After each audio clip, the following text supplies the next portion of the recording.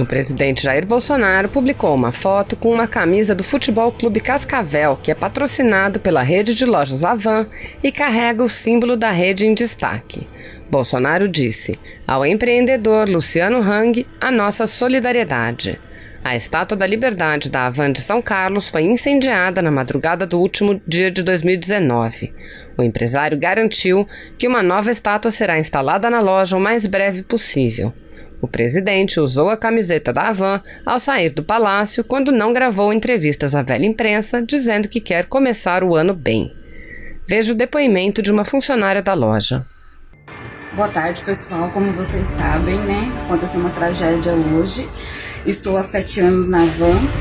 Foi muito esperado a estátua chegar pra gente. Quando chegou foi uma felicidade, mas infelizmente hoje vieram, queimaram ela hoje, sem dó, sem piedade, mas não acabaram com o nosso sonho, porque eu tenho certeza que o seu Luciano vai vir aqui e vai colocar outra pra gente, tá?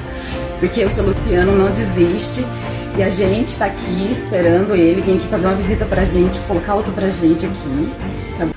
O empresário Luciano Hang disse: ao colocar a Estátua da Liberdade em frente às lojas da Havan, minha intenção sempre foi representar a liberdade de compra, de escolha, de ir e vir do meu cliente.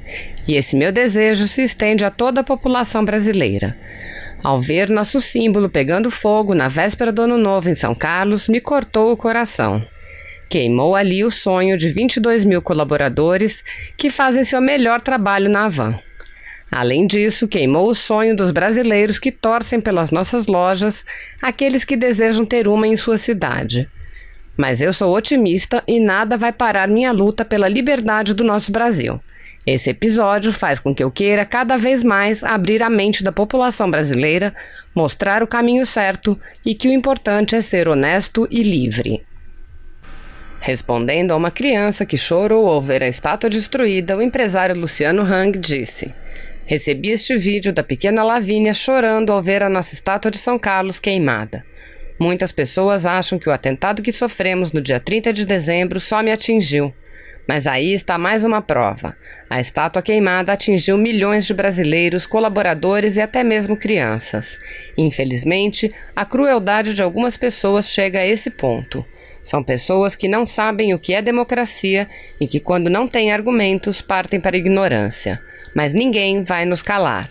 Autoridades, não podemos deixar esse crime impune. E a pequena Lavínia, garanto que logo você terá uma nova estátua na sua cidade. Sempre gostei de fazer o bem para as pessoas e agora não vai ser diferente. E nós vamos direto ao Palácio da Alvorada saber as informações direto com a repórter Luciana Colares de Holanda. Oi, Lu, bom dia para você. Bom dia para você, Renata. Bom dia para você que acompanha a TV Brasil. O presidente Jair Bolsonaro saiu há pouco aqui do Palácio da Alvorada. Ele parou na porta, falou com apoiadores, tirou várias fotos, como já é de costume. E o presidente também cumprimentou a imprensa, mas não gravou entrevista. Ao entrar no carro, ele disse que estava indo para o Palácio do Planalto. Pelas redes sociais, o presidente Jair Bolsonaro desejou um feliz ano novo aos brasileiros. No texto, ele diz, abre aspas, que o Brasil possa continuar seguindo o caminho da prosperidade e que este ano seja tão vitorioso para o povo brasileiro quanto foi 2019. Fecha aspas. E agora uma boa notícia para quem está viajando de férias para o exterior ou ainda vai viajar. Já está valendo novo limite de compras nos free shops. O valor passa de $500 para $1.000. Essa medida foi anunciada em outubro pelo presidente. Vamos ver os detalhes na reportagem de Pablo Mundim. A partir de agora, o limite para compras de brasileiros em lojas francas de aeroportos e portos dobrou. O valor passou de $500 para $1.000 por passageiro. A decisão agradou quem desembarcou em São Paulo. Quando a gente esquece de comprar alguma coisinha lá fora, a gente acaba comprando aqui e levando muito mais, mesmo aquilo que a gente não precisa. Então foi maravilhoso. O governo, com mais essa medida, eu vejo que vem realmente a beneficiar aos transeuntes, aos usuários do aeroporto, da área principalmente internacional. Conhecidas como free shops, as lojas francas vendem produtos livres de tributos, como o IPI, Imposto imposto sobre produtos industrializados. Sem o imposto, bebidas e eletrônicos, por exemplo, podem custar até 40% menos. A medida foi anunciada em outubro por meio de uma portaria e aumenta o valor apenas das compras nesses estabelecimentos. A cota isenta de impostos de compras de brasileiros realizadas no exterior continua a mesma, atualmente fixada em $500. Micro e pequenos empresários do Simples Nacional que não acertaram as contas com a Receita Federal em 2019 já estão fora do regime. São quase 740 mil pequenos negócios com alguma pendência. Veja agora como regularizar a situação e voltar a fazer parte do Simples Nacional. Quem não quitou os débitos já está excluído do Simples Nacional, que é um regime compartilhado de arrecadação, cobrança e fiscalização de tributos para micro e pequenas empresas. Agora, para regularizar a situação, o contribuinte não precisa procurar pessoalmente a Receita Federal. Todo o processo deve ser feito pela internet até o final de janeiro. O pagamento dos débitos pode ser à vista ou parcelado. Para esses contribuintes que não regularizaram e foram excluídos do Simples Nacional, a opção é regularizar ainda em janeiro todos os seus débitos, para que possam, dentro do mês de janeiro, fazer o termo de opção para retornar para o Simples Nacional ainda em 2020. Quase 740 mil micro e pequenas empresas optantes pelo Simples Nacional foram notificadas pela Receita Federal por não cumprirem com suas obrigações tributárias.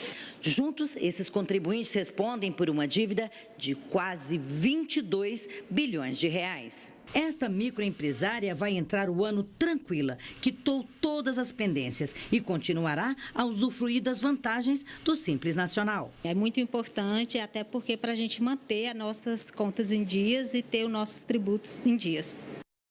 Olha, e a partir desse ano acaba para os empregadores a multa adicional de 10% do FGTS em casos de demissão sem justa causa. Vamos então até São Paulo saber todos os detalhes com Dimas Soldi. Bom dia, Dimas. Bom dia, Renata. A taxa foi extinta pela lei que instituiu o saque aniversário e aumentou o saque imediato do FGTS. E foi sancionada no fim do ano passado pelo presidente Jair Bolsonaro. A multa de 10% era paga pelos empregadores ao Tesouro Nacional em caso de demissão de funcionário. E o valor era repassado ao FGTS.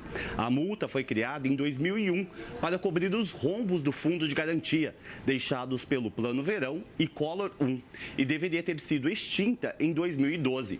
O fim da multa adicional abriu uma folga no teto de gastos do governo federal, com impacto de mais de 5 bilhões de reais neste ano.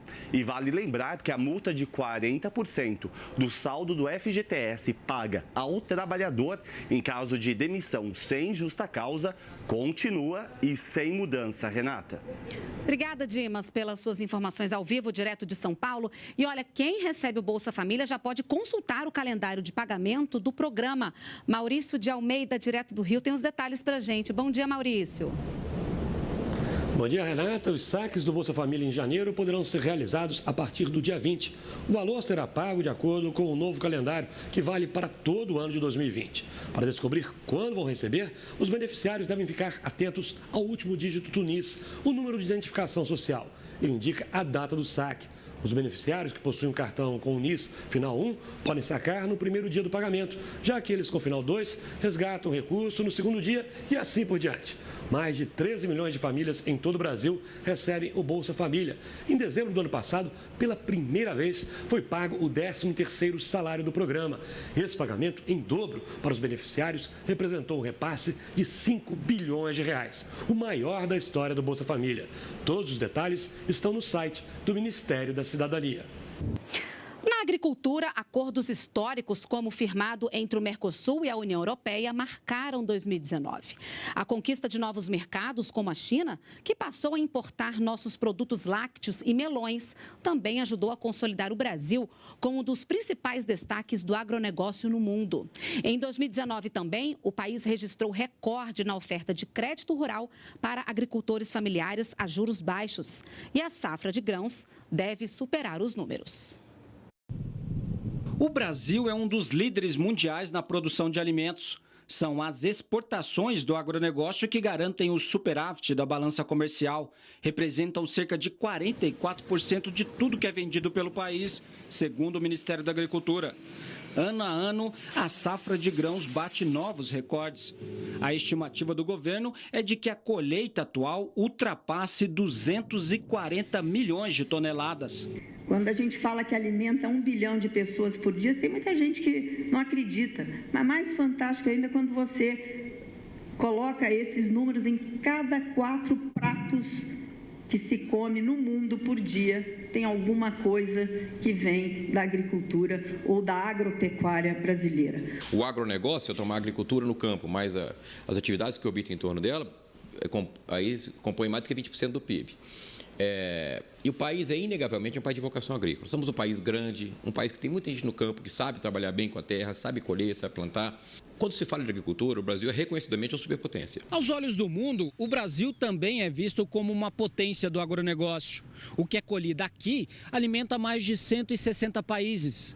Em setembro, o governo expandiu o mercado com contratos fechados no Egito, Arábia Saudita e China. Além das novas parcerias, o Plano Agrícola garantiu ao produtor brasileiro valores maiores de crédito, seguro e apoio à comercialização. Nós temos aí uma agricultura que, além de puxar o PIB do Brasil, ela ainda é uma agricultura sustentável, ela gera emprego nos mais remotos rincões desse país. Em outubro, o governo lançou o AgroNordeste, plano de ação para impulsionar o desenvolvimento econômico, social e sustentável do meio rural da região. O Ministério da Agricultura, ele vem simplificando, desburocratizando e melhorando o ambiente de negócio para que a gente possa ousar mais, diversificar mais os nossos produtos, tanto internamente quanto para o mercado externo. E 2019 também foi um ano de investimentos em infraestrutura. Para ajudar a destravar a economia, o governo apostou nas parcerias com a iniciativa privada. Rodovias, portos e aeroportos foram algumas das áreas concedidas. Mais da metade de tudo que é produzido no Brasil é escoado por estradas como a BR-163, que liga as regiões norte e sul do país. Após décadas de atoleiros, o governo federal concluiu a pavimentação do trecho entre Mato Grosso e Pará. A obra, realizada pelo Exército e o DENIT, vai facilitar o transporte dos grãos colhidos em consecutivas safras recordes. Não é apenas no modal rodoviário que o governo federal pretende destravar a infraestrutura. A lista de projetos é grande e audaciosa.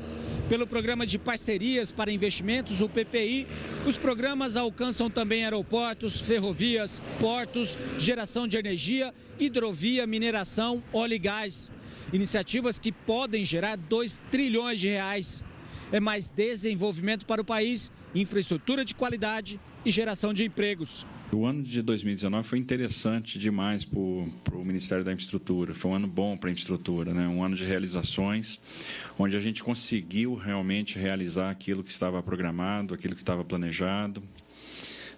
Demos continuidade a algumas coisas que estavam andando, conseguimos estruturar outras e deixar já o ano de 2020 também preparado. Então, à medida que a gente ia entregando projetos, a gente ia preparando a próxima leva de entregas. E os leilões são a grande aposta para melhorar a infraestrutura brasileira. Já foram concedidos à iniciativa privada 12 aeroportos. Também passaram por concessão as BRs 364 e 365 nos estados de Goiás e Minas Gerais e algumas áreas portuárias, como a de Santos, em São Paulo, e Paranaguá, no Paraná. Além dos leilões, o governo investiu 1 bilhão e 400 milhões de reais em projetos hídricos, como o de integração do Rio São Francisco, que garante o abastecimento de água para a população do Nordeste. O cronograma está sendo atendido, a execução está boa, mais de 582 milhões investidos neste ano. Só em segurança hídrica foi mais de 1,4 bilhão do governo federal. Então, essa preocupação do presidente Jair Bolsonaro com a região Nordeste e com a transposição que vai levar riqueza, emprego e desenvolvimento para toda a região. Também investiu quase 4 bilhões de reais no programa de habitação popular. Um investimento robusto que garantiram a execução de mais de 233 mil unidades que já continuam em construção e nós entregamos mais de 245 mil unidades este ano. Então, um programa que está rodando com bom ritmo, e a reformulação. Reformulamos, estamos finalizando a proposta para o presidente, justamente para conseguir atender melhor as famílias que mais precisam.